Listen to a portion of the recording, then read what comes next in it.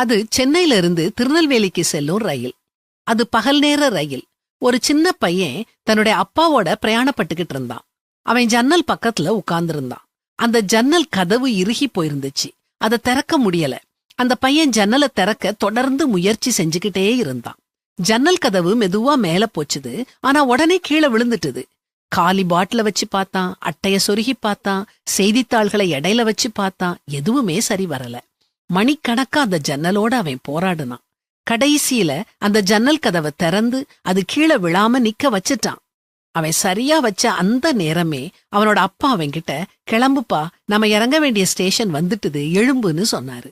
அவன், அப்பா நான் இப்பதான் ஜன்னலை திறந்திருக்கிறேன், நான் வெளியே பார்க்கணும்னு ஏக்கத்தோட சொன்னான். அதுக்கு அவனோட அப்பா, இல்லப்பா இல்ல, நேரம் ஆயிட்டுது, நாம இறங்கணும்னு சொல்லிக்கிட்டே அவன் கைய பிடிச்சு இழுத்துக்கிட்டே ரயில விட்டு இறங்குனாரு. இந்த நிகழ்ச்சி நம்ம வாழ்க்கைய படம் பிடிச்சு காட்டுது. நாமும் இந்த பையனை மாதிரி நம்ம வாழ்க்கைய தொலைச்சுக்கிட்டு இருக்கிறோம். நம்ம வாழ்க்கைய வாழாம அடுத்தவங்கள சரிபடுத்துறதுலேயே நம்ம முழு வாழ்க்கையையும் செலவழிக்கிறோம். அப்படி பண்ணாத, இப்படி பேசாதன்னு சொல்லி அடுத்தவங்கள மாற்ற பாக்குறோம். அதுக்குள்ள நம்ம பயணம் முடிவடைஞ்சு நம்ம இறங்க வேண்டிய நேரம் வந்துருது. இப்படி இல்லாம அடுத்தவங்கள அவங்க குறை நிறைகளோட ஏத்துக்கிட்டு சந்தோஷமா முன்னேறி செல்வோமே. அன்றியும் பலமுள்ளவர்களாகிய நாம் நமக்கே பிரியமாய் நடவாமல் பலவீனருடைய பலவீனங்களை தாங்க வேண்டும்னு பரிசுத்த வேதாகமமும் நமக்கு கற்றுக் கொடுக்குது.